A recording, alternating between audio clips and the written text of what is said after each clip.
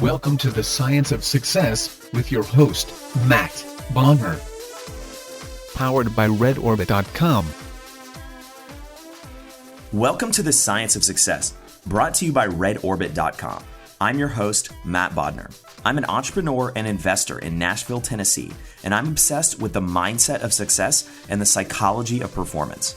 I've read hundreds of books, conducted countless hours of research and study, and I'm going to take you on a journey into the human mind and what makes peak performers tick, with a focus on always having our discussions rooted in psychological research and scientific fact, not opinion.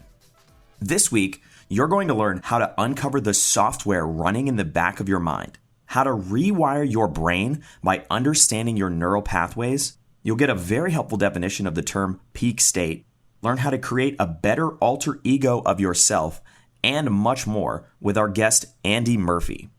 Because the Science of Success has taken off like a rocket ship since launch, with now more than 200,000 downloads, making the front page of New and Noteworthy, and much more, I wanted to offer something special to my listeners.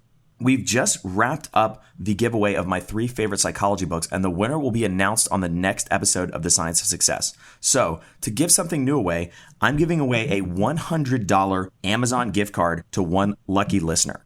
All you have to do to be entered to win is to text the word SMARTER, that's SMARTER, to 44222. Again, text the word SMARTER, SMARTER, to 44222 to be entered to win a $100 Amazon gift card. And if you've been listening and loving the podcast, please leave us an awesome review on iTunes and subscribe. This helps spread the word and tell more people about the Science of Success. Last week, we took a deep dive into what it's like to have breakfast with the Dalai Lama, the difference between compassion and empathy and why that's important, and how you can harness compassion to achieve more and be a better version of yourself with former counterintelligence agent and founding director of the Center for Compassion, Creativity, and Innovation, Dr. Chris Cook. Listen to that episode. You're going to love it. Today, we are excited to have a guest on the show, Andy Murphy. Andy is a performance coach who has worked with VIP clients, including Saudi Arabian royalty, TV producers, and world champions. He's a master practitioner of neuro-linguistic programming, or as it's commonly known, NLP, and he's also the host of the podcast Mindset by Design, where he talks about NLP, self-improvement, and world-class mind hacks for peak performance. Andy, welcome to the Science of Success. Hey, Matt, so nice to be here. Thank you for having me on. Yeah, we're really excited to have you as a guest today. I'm excited to be here, mate. This is going to be fun. Great. Well, so Andy, tell me a little bit about kind of neuro-linguistic programming, maybe some of the key tenets. And we've mentioned it once or twice, and it's come up in a few interviews on the Science of Success. But we've never really dug into it, and I thought this would be a great opportunity to share some of the lessons of NLP with our listeners. Yeah, for sure. It's a buzzword right now, and it's taken a long time to get here for sure. But it's used right now. In Frank Kern, obviously, he's talking about NLP in video marketing and all over the internet, and it's right throughout every type of industry now. And I love it. It's one of the things that I really love to teach, because it's one of the biggest things that I've found available in the world today, to be able to catch these old patterns, break and rewire your own brain for new beliefs, new attitudes, and really for world-class performance, in general. But what NLP really is, it's a derivative from psychology from the 70s. But what was really it looked at was, I'll use this as an example, right? And the classic difference between a psychologist and someone who's using NLP, for example, is that a classical psychologist will want to look at all the reasons why someone's doing something, right? The root cause, or the depression, or why someone's making that same mistake. And the challenge is they'll take you back to that root cause, and they'll go over and over and over this old pattern. But when you begin to understand that neural nets, or mind muscles, or your unconscious mind, nervous system, whatever the hell you want to call it, it's all the same thing. When you start to understand that works just like a muscle, then you've got to understand that by repeating these old patterns, you're making that muscle bigger. So what NLP does is gives you a system, a structure to recognize these things and start building the patterns that we do want, which would be the confidence, excitement, drive, that laser focus, that self-talk. And when we can start to build those patterns, that starts to form a new habit. And that's how we begin to think, feel, and act a different way. Does that make sense to me? It was a bit of a random example. No, I think that makes a ton of sense. And I don't have some of the science right in front of me, but I know that there's a bunch of research that backs up kind of the idea that the more you use a neural network or a neural pathway, the more you reinforce it. And that's how you kind of build and reinforce connections. That's absolutely right. That's straight neuroscience. And that's great to see, because I've been doing this for 13 years all over the world with a lot of industry leaders, a lot of world champion athletes and clients like Saudi Arabian royalty and the top internet marketers in the world. And it really is, if you start to look at the brain, the difference, let's look at this. You have the conscious and unconscious mind. And that conscious mind is a lot more than what people think it really is. But people use it in the wrong way. Again, with normal therapy and normal self-development, personal development, what they try and do is they try and give you lots of tools to try and control this conscious mind. But the conscious mind is just this bit of the mind that me and you are talking in right now. So what we need to really do is give you a toolbox. And that toolbox is to catch these patterns, to adjust your focus, to change this internal dialogue, to be able to change this kinesthetic, the feelings in the moment. That's the toolbox you need. And then you got to understand what the unconscious mind is. Now, my definition behind it, and yeah, I've said this 1,000 times before, but my definition of the unconscious mind is that it's like the software that plays in the background of your computer. What does that mean? Well, it runs automatically, it gets outdated, and it makes you perform a certain way. Now, this is the same with your brain. And another way to look at the unconscious mind, it's also called your body mind. That's the bit of your mind that blinks you, breathes you, affects your lymph system, your adrenal glands. So what do you think else it affects? Yeah, your motivation, your drive, your belief systems, your attitudes, how you value yourself. And all of these things are running on autopilot in the background of your head. So if that muscle's on autopilot, then that muscle's also getting thicker, which means it's very hard for entrepreneurs to break these patterns. But when we develop a system around it, then we can rewire it, which means we build new muscles and new ways of thinking, feeling, acting. Again, does that make sense, Matt? I'm ranting on all over the place today, mate. No, I think it makes a lot of sense. And I think that's a very good kind of crystallization of what NLP is and why it's such an important concept, especially, I love the analogy of it's the software that's running in the back of your mind. Right. And it's kind of what has you on autopilot that you may not be aware of. Exactly. And the thing about this, people talk about the classical psychology again, and everyone talks about like the imprint stage, which is 0 to 7 years old in your life. And that's when you're forming like a blueprint of your life. So when we look at our mentors or at different stages of our life, the first mentors that we look at are our parents, right? And if your parents are arguing around money or stress or relationships or whatever it is, we think those people are 100% right. So we start to model them or copy their thought patterns. And then we think all this is right. And then as we get older, we realize that, hey, people are just doing the best and our parents don't know everything for sure, right? But this leaves us with a certain blueprint that can help us or hurt us. It was the same thing like people like Richard Branson. Why is Richard Branson? Well, we all come into Earth the same way. We're all going to go out the same way. So what's the difference? Well, his neural nets, the way he's thinking, which is producing neurochemicals and affecting your filter system and all of this stuff. But he was reinforced to have a certain belief and certain way of looking at the world. And the thing about that is most people don't have that, right? So we've got to take control of this. And that's the whole point with NLP and neuroscience and all of this cool stuff. It's about taking control of your mind so you can control the way you feel. Once you can control the way you feel, then you're able to step in and out of these peak states, which means you begin to learn to control your results. And that result could be you sitting down at a computer and writing a blog or stepping into a video or doing a business merger or whatever the heck it is, right? Matt, does this making sense? Oh, it makes a lot of sense. And I think there's really there's two kind of offshoots from that I'd love to dig into more. Sure. One is, how do people, I think everybody's kind of on board with the idea that we've got this software in the back of our minds right. that's running everything. Right. How do we tune into that? How do we become aware of that? Beautiful. I love it. That's a direct question. And that's the point, right? What I've tried to do over 13 years is get rid of all the BS, the fluff, and really work out what exactly creates new connections and what exactly creates performance. So the first thing people have got to understand is that another way to look at your unconscious mind besides the body mind, it's also your nervous system, right? So that's really what we're retraining, we're reforming, is habits of your nervous system.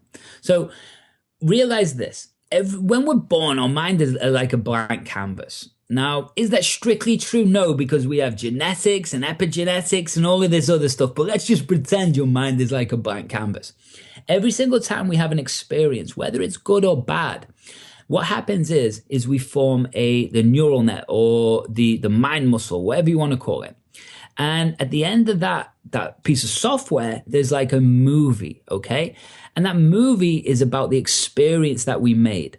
And that movie is something we make a decision about. And that can direct us in two completely different ways. Like me and you, Matt, if somebody could walk into the room and that person reminds me of somebody and I don't like them. That person reminds you of somebody and you love him, right? So at the end of the day, these decisions we make about certain experiences start to form different patterns in the way we believe the world and ourselves. So what am I trying to say, mate? I'm trying to say that your brain and everyone's brain listening has thousands and hundreds of thousands and millions of these movies. So what does that mean? That's the first place we have to start, is by becoming consciously aware of what's playing unconsciously, right? So what does that mean? Well, if I said to the listeners or whoever, where are you and what are you doing in 6 months' time, on this day, not on this day, but on this date, and this time, most people would have a vague idea, or they go, oh, I don't know. What's going on in your business in 5 years? What's going on in your business in 2 weeks? Most people won't really have a clear picture, or a picture will come in and it's not what they want. It's like overwhelm. It's creating anxiety and fear. Well, at the end of the day, that's just the neural net or mind movie that's playing, right? So that's the first step to understand, is that every time you think about the future or the past, a movie or a memory is coming up. Could be a future memory or a past memory, as I call them, but it's still a memory, right? That's what's on autopilot. So when people start to think about their business a certain way in the future, if anxiety and pressure and stress and fear coming up, well, guess what? That's what's beginning to program it. That is what is installed in your head. So what we have to learn to do there is something called a pattern interrupt. What the hell does that mean? It means we've got to start to catch what's playing. How do we do that? Well, there's two ways to do it. I'll teach you one today. Nice and simple. I want people to start getting used to and catching what feeling is playing. That's the kinesthetic. Something I call a driver if we're talking about changing states, which we'll talk about more in a few minutes. But once people can start to become aware of what feeling it is, then the next step is to then become aware of what memory or what movie is playing in their head. From there, you can start to use different systems and change it. But does that make sense, Matt, first of all?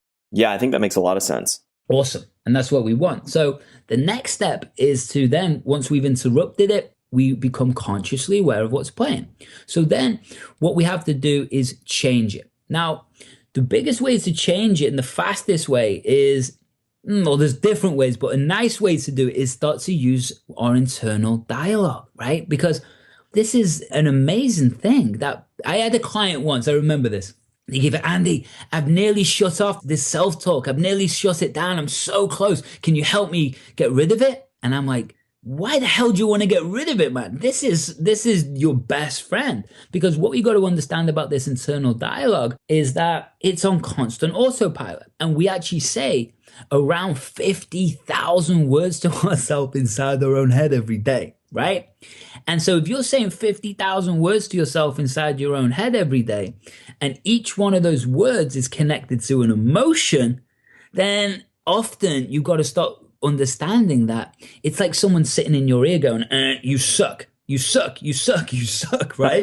So that's the feeling that you're playing. That's your belief that's going to be playing. Is it any wonder that people get stuck? Is it any wonder that people think about the future and go, I'd love to do that? And then this little voice that's on autopilot saying to yourself, you're not good enough to do that. You couldn't do that. Is it any wonder that we get stuck inside these boundaries? Of course it's not. So we've got to be able to use this internal dialogue right in the moment to guide or navigate ourselves to the image of what we exactly want. So when we can start to understand that, if we look at, there's two different versions of you. There's an old you and a new you, or a daily you and a very specific version of you. Now, this is something I call states. Now, there's peak mental states, there's alter egos, there's all this other stuff. But for now, just understand there's a state. What's a state? Well, that's a version of you. And when I've worked with professional fighters, because I work with a lot of professional fighters, for example, I use them always as an extreme example in the entrepreneur world, right? Because an extreme example of a state for a fighter is when I'm putting them into a ring or a cage, right? And that's a very unique experience. Their breathing rate, their heart rate, their adrenal glands, their focus, their belief system, all of these is a like a tightly wound neural net. That's a peak state, or a hat or a role that they put on to perform a very specific way. Now, that isn't the same state as when they're talking to the mom, or they're going on a date, or they're trying to relax. And also, it's not the same as they're working on a business, right? So understand, this is the same for an entrepreneur. The version of you that's picking up a sales call is not the version of you that's sitting down and writing a blog. It's not the same version of you who's going to be on stage. It's not the same. They're all different versions. So when we can start to understand that each one of these versions is a tightly wound neural net with its own belief systems, with its own emotions, with its own internal dialogue, and it's on autopilot unless we were able to change it, then what happens is we can get stuck in patterns. And if there's an old version and a new version, for example, right? The old version was doing everything that it was done, that giving you the results that what you've got right now. So every decision or every aspect or every moment that you do next is going to lead you forwards, and it's going to build the neural nets or muscles that we want. So when we can start understanding that all of these movies are on autopilot, all of this conversation's on autopilot, until we pattern interrupt it, catch that, and then we can start to use, this is the best thing that entrepreneurs can apply today, is start guiding themselves through situations using their internal dialogue. So instead of going, okay, I'm stressed, what's going on? I don't know what to do, I'm freaking out, right? That's because that's on autopilot. So the next step is to go, oh, I'm stressed. Okay, we've caught the pattern. Now you can start to use internal dialogue to guide ourselves back to this, what we want. So the first question should always be, what is it that I want? Because what that does is it points your unconscious mind or your focus to that key moment in time where you know you've won. And when we start to do that, we start to form a new pattern or a new vision. And then by talking ourselves into the emotions that we want and the belief systems that we want, meaning how would the world-class version of me deal with this situation right now? How would the world-class version of me, what would their beliefs be? What would their dominant emotions be, right? How would they stand? How would they breathe? When we can start to create that new image, that new vision, that starts to form these new neural nets. And then there's a million different systems I've got to guide us from the old to the new. But when people don't understand this, as lots of entrepreneurs out there have a little idea but not really understanding in depth. The challenge becomes is that they're bringing emotion from your home, which is stressful maybe, and you're bringing that into work, and then your work becomes stressful, and then you don't want to train at night because you don't want to keep fit because you're stressed, right? If we don't learn to separate these states, if we don't learn to interrupt these patterns, if we don't learn to become consciously aware, what happens is everything just gets wired and messy. It just becomes a messy ball of emotion inside your head. And then we have to ask the question. You wonder why people get overwhelmed and procrastinate, right? Making sense, Matt? Yeah. Oh, yeah. It makes a ton of sense. I love, there's so many jumping off points from that. I love the description of kind of peak states, tying it back into that physical neural network. I think that's something that some listeners may have heard the term peak state tossed around a time or two. And if you're familiar at all with Tony Robbins, he talks a lot about that concept. But exactly. I've never heard it articulated in a way that peak state is, a different hat or a different version of yourself. And there's actually, I was never quite sure, is there one peak state? Is peak state, right. Are there multiple peak states? And right. I think the description of kind of there's different peak states for different kind of versions of yourself and bringing the best self to different situations. I think that's a great way to think about it and look at it. And then tying that back into those peak states, what they really are from a very physiological standpoint and a neurological standpoint, they're literally patterns and neural networks in your brain that have kind of built up and strengthened together and fire as one. You got it. That's exactly it. And then the challenge with that is I did a podcast recently called the 21-Day Habit Lie, right? Because for one reason, I got sick of people trying to create change so fast. People have been lied to media bias wise for a long time. They talk about 21 days to form a new habit. Well, it's not true, right? The studies are showing, simply the studies are showing that from a London university, that the average is actually 66 days to formulate a new habit. But I have issues with that because that's not true as well. It actually takes between 16 and 258 days to form a new habit, right? And I've done a whole 45-minute podcast around this.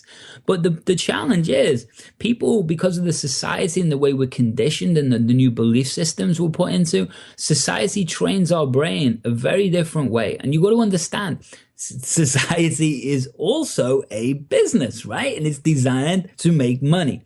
So when we can start to look at the culture behind society and why we're taught certain things, well, it also begins to understand that the brochure of a magazine, right, with media bias, isn't everything, all the information in the world. It's just what's on that brochure to hook you in. But that's also the same thing that we're taught these days for very instant gratification. We're taught this way because the media shows us these companies or these people that create incredible results. But one, they don't show all the people have tried to create the results and failed, or they don't show the journey of this person and all the pain they've been through. They just show that end step, that end moment. It was like when WhatsApp got sold, right? Everyone started creating communication apps. Why? Because WhatsApp, I'm going to be the next WhatsApp. Really? No, that's done. Right? So understand, this is the same thing with life. We're taught a certain way and things take time. If you're building muscle on the outside, you don't suddenly expect to look like Arnold Schwarzenegger, right? In 21 days. No, of course you don't, right? Or whatever it is. And so understand your brain is functioning the same way. The difference is as you reconnect these neural nets, your brain's getting flooded with chemicals, right? And this is a chemical cocktail. And if we get these chemicals because we're firing the wrong thoughts, then this is what leads to depression. This is what leads to lack of self-worth and all of this. Because I always say this, I like extreme examples, Matt. But if you're thinking about your dog that died when you were a kid, right? And you kept thinking about that all the time, how are you going to be feeling? Not too good. So that's the same with anything. If your thought is focused on a certain thing, what's the emotion that thought is bringing to you? Is it going to make you take action, or is it going to keep you where you are? And this is the same when you start thinking about the future. If you start thinking about the future and the emotion that's coming through is either fear, procrastination, anger, overwhelm, stress, then guess what? You need to address this. You need to start looking at this. So the best thing that people can do besides catching patterns, changing internal dialogues, changing states and all of that stuff is why I call my company Mindset by Design. It's for a reason. The Academy's there for a reason. It's designed to build the patterns that they want. And at the end of the day, that's all that this life is. It's building the patterns that we want until the momentum takes over and it starts to flow in that direction. And does that mean there's not ups and downs? Of course. Does it mean like hitting the gym, right? Building muscle. There's not good days and bad days. No, of course. It's the same thing. But what makes someone world class or not is the ability to catch that pattern and redirect it in the moment to who and how you want to perform. So this kind of segues into that. Sure. One of the things you mentioned earlier is sort of creating the world-class version of yourself, or how would the world-class version of myself handle this challenge? You got it. How do you go about sort of cultivating or creating or saying, what if somebody's stuck and they don't know what the world-class version of themselves would be, or maybe they're, they don't know what their goals might be. Right. How do you kind of build that infrastructure so that when you have that moment, you can direct your emotions and you can use NLP to kind of get to the state you want to be in? I love it. Well, there's different ways. Trying to keep it simple for everyone listening today. But there was a reason why I called the brand Mindset by Design. You have to sit down and design what you want. Now, this comes back from a period in my life where I was like 27, 28 years old. I'd just gone into bankruptcy, just been nervous breakdown because I've been ripped off by my business partner because we were putting together a $50 million resort in Fiji. This is what we were doing. I was the top person in the country in investment real estate sales, and everything was going good until that moment. And I lost everything. Yeah, I lost everything. It sent me into a bad place. And the reason right there, I rebuilt my life, and I was living in New Zealand at the time. I lived in Australia, New Zealand, California, Bali. I've lived everywhere. I'd lost everything, and I'd professional model as a girlfriend, second 5 Series BMW, beautiful house, blah, blah, blah. To basically living in the basement of a gym and training and fighting every day because I do mixed martial arts. And what happened was, it was from there that I rebuilt my life. And this is why the whole brand and everything's built around this, because I had to sit down and truly work out what the hell I wanted. Because I said to myself, okay, Andy, you've seen over 2,000 people face to face. You know you're good at sales. You know you're good at what you do. So what do you truly want? And it was at that moment that I really sat down and wrote pages and pages of my perfect day, in every vivid detail, as vivid as you can possibly make it, to the description of which hand I move over and which part of my hand hits the button that opens the automatic blinds that open up to a 180 ocean view, to the color, to the texture, to the feelings. Once that becomes really clear, well, guess what? In NLP, we call something being associated. And what does that mean? That means being inside the emotion or the scene. And that is the same as I want everyone to start doing with their business, right? What's the end result in this period of time? What's that exact moment? How vivid can we make this? It's also something with designing everything. And if you don't know what the business you want, well, guess what? You need to write down the options, because how the unconscious mind works is if you give it one option, it will do it. If you give it 10 options, it will find the one that excites it the most. So when I'm thinking about new ideas for anything, I play around with possibilities, constant possibilities, options, options, options, because the unconscious mind will find the one that excites it the most. And when you can do that, and when you can start writing something in such vivid detail, it associates into your brain, your neural net starts to build, and your belief system and the emotion towards it starts to grow. Does that make sense, Matt? That makes a ton of sense. And I think that's such a critical thing, is the importance of starting with your goals, or I think maybe Dale Carnegie said, beginning with the end in mind. You got it. That's the exact same approach that I use when I'm working with a company, when they have some kind of strategic challenge or issue. Immediately, you have to figure out, what are your goals? What do you want to achieve? And once you answer that question, everything else sort of cascades and flows into that kind of definition that you set originally. What is the end state whether it's a mental state or a physical state or whatever it might be that you want to get to, and how can you channel your actions so that you do that? That's it. What is that exact moment, that end step? And now the thing about all of this, it's part trickery with the brain, because what we do is, this is the other mistake that entrepreneurs I find make. They'll set a certain image for themselves around a certain goal, whatever it is, right? And then they'll become obsessed with it, okay? Now, this is counterintuitive to probably every other coach that's going to tell you this, but again, they're wrong. And I don't care who they are, right? And this goes from a couple of different examples, but an experience. But when we become obsessed with an external thing, right? We become obsessed with it. Now, unless you've trod that path before, what is generally the emotion that's being blasted out every day for the average person? It's not confidence and excitement. It's not. It's stress. It's fear that you're never going to achieve it. You're not there. You're not feeling good. Whatever it is, right? It's the pressure and the anxiety and the stress of getting there. So from my side, from rewiring brains, what do you think that does? That's bad wiring to get there. So what happens is we have to use that obsession in a different way. We have to use it internally to make yourself world class. You make yourself world class. And I teach this all the time. You make yourself world class, your business and your life will mirror it. When we become externally obsessed, the challenge is that image or those things can change. They're supposed to change. But what we do is we build these goals, or we build the character version of us to kind of trick ourselves. It pulls us forwards, and that's what we want. And then when we're growing ourselves into being world class and that evolution, then what happens to those external things? Well, they grow and evolve with us, which means new people will come in that we didn't even know could present opportunities, new places. It all starts to change around us. But what happens is, and this comes from a mistake, this is what I was obsessed about when I was 27, 28 years old, those resorts and building those companies.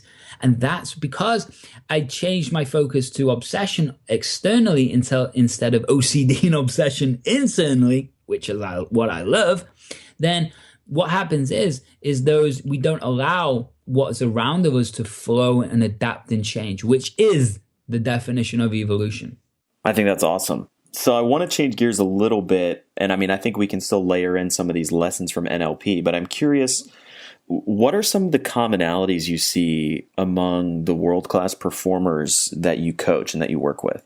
One of the biggest thing that I've taken away, and I love my job for this reason. I get to hang out with people like you, Matt. I get to hang out with people like just superstars. And then these people who are earning like millions a year, they come to me and I learn from them business stuff, but I learn from them how they think, because then I take that blueprint and then I can install it deeper or do whatever with it.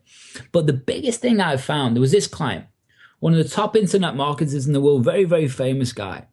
In the Amazon world, let's just say that. He came to me and it was very interesting because there's many different things I learned for him, but he came to me there was this one day, we had a meeting at 5:00 and he brought his business partner in because he was trying to make a decision. And he was trying to make a decision. He'd brought on some people and they were connected with family and it was a messy situation. So we'd spoke at 5:00. I think we finished by 6:00. I messaged him at 9:00 the next morning. Hey, how did it go? And he went, oh, yeah, all of that's been done. Those persons got allocated to this. We changed this, added this contract, hired this person, did this. That was by 9:00 the next morning. So one of the biggest lessons I've found is taking immediate action. Right? There is no procrastination. It is immediate action. There is no dimmer switch. It's on or off. And the biggest thing that I've found with people who are performing at that level is that the hesitation goes away because they make decisions fast. Does that help? Yeah, I think that's great. And I think it's super important. And I was at the National World War II Museum last weekend, and I was looking at some stuff about General Patton. And I think he has a quote that a good plan executed today is better than a perfect plan executed next week. Right. I love it. And then the other biggest thing I've found is they're being very clever at putting the right people around them as fast as they can. And what do I mean by that? I mean, You have to put that team around you, or the wealth dynamic team, or wherever you want to come from.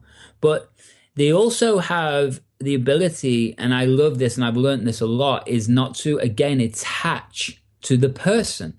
That person is coming to their team to fulfill a role. If that role can't be fulfilled, then that person needs to go on and do something else that they're going to be happy or earn more money about. They can't be inside their organization. What a lot of people do when growing businesses, they hold on to people, even though those people aren't living up to their full potential or not standing by what they say they would do or whatever it is. That person would, not step up. So when you start to understand that the team you need around you must focus on the same vision and you're not attached to the person, of course you care for them, of course, but at the end of the day, they've come in and to help you to build your vision, not the other way around. And when you can understand that and you take action on top of that, then it starts to change things fast. And I think actually Elon Musk's biography, I think he is a great example of somebody that is so powerfully driven by a particular mission.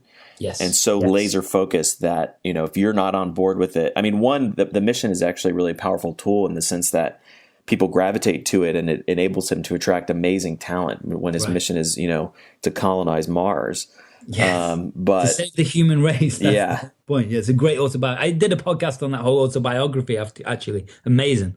Yeah. Amazing guy. Yeah. But he has the same kind of ruthlessness about if you're not aligned with the mission, you're gone. Exactly. And again, I teach this as well, and I teach this to a lot of different high-end people.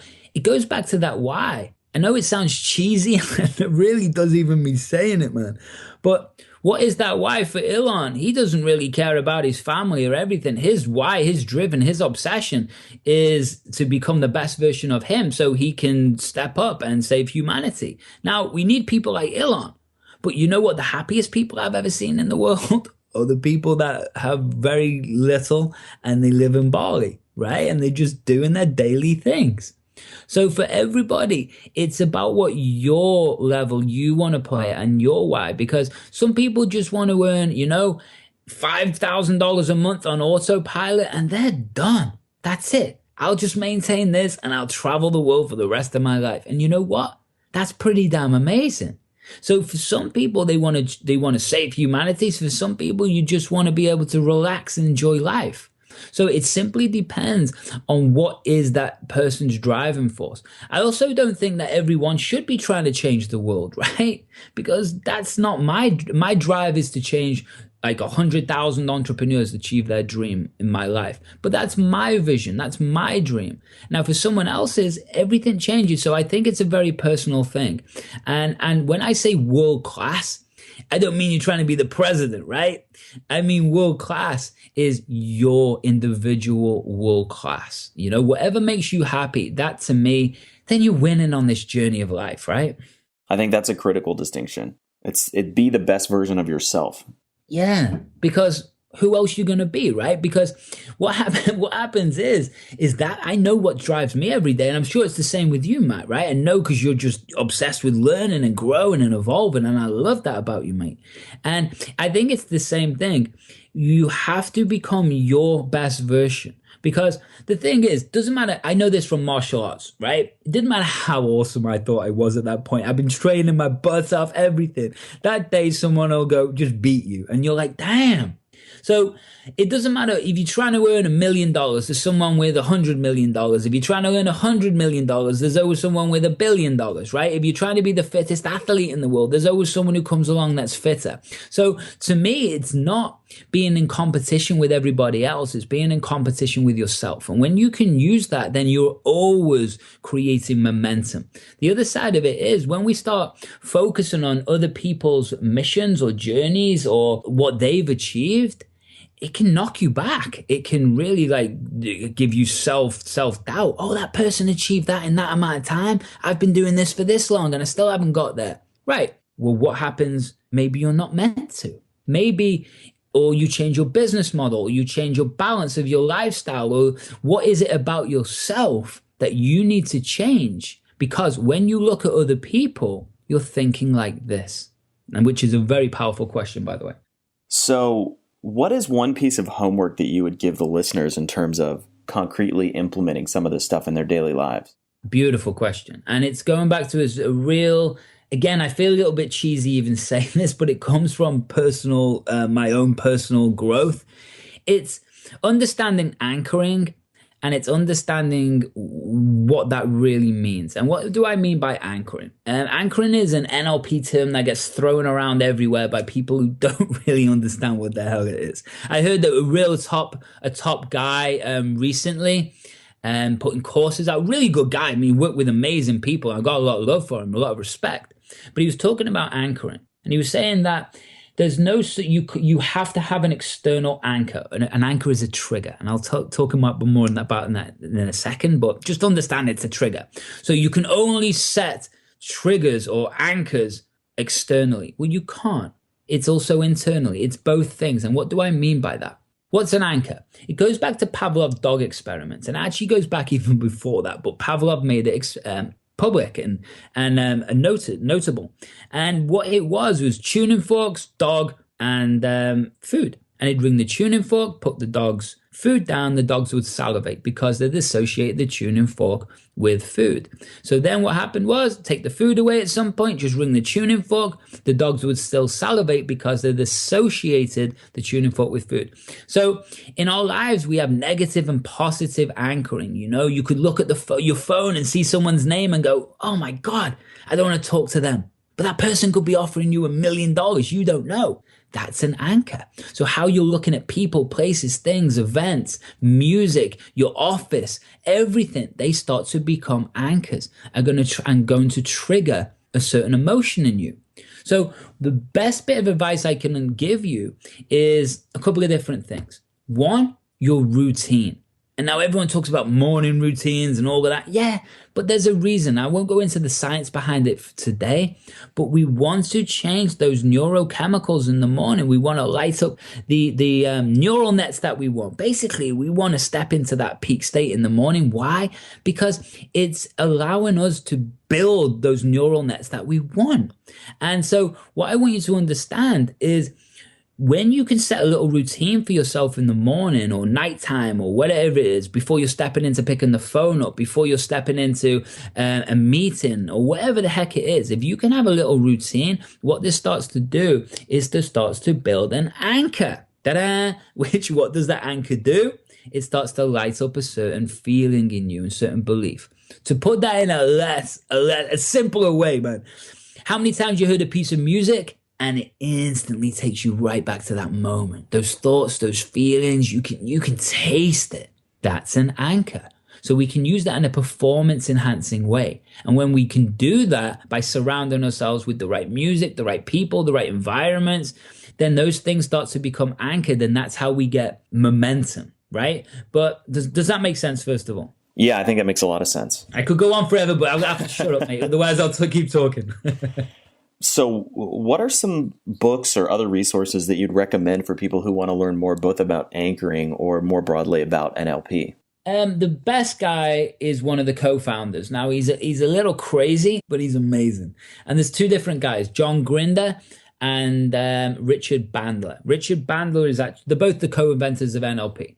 Now, Bandler is more simple, and I find him exceptionally powerful. The other side is Grinder, which is way more technical, meaning you're using lots of different language patterns, the meta model, and all this other stuff. So anything by John and Grinder or Bandler. But at the end of the day, the challenge with it is it's such a deep subject that people get lost in it. So, I mean, even simple things like by Paul McKenna, right? Paul McKenna is an English guy, but nice and simple hypnosis, but he's very, very powerful.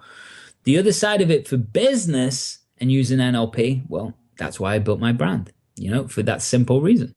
So where can people find you online? Type those words in, Mindset by Design. The podcast, we've done like 115, 120 episodes. And so the podcast on iTunes, or simply go to mindsetbydesign.co. Co for company, or co for whatever you want to call it, right? And that's the best way to connect with me. But at the end of the day, this is why I built this brand, because there's so much, people are really getting into NLP right now.